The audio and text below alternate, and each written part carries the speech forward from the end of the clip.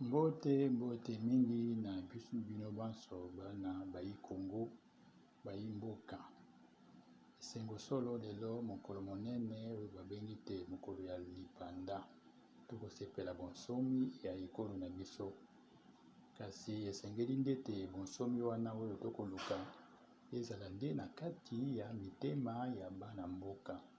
Po soki moto azali penza kati na ye na bonsomi azali moumbu te, akosala pe makambo ya moto oyo ya bonsomi.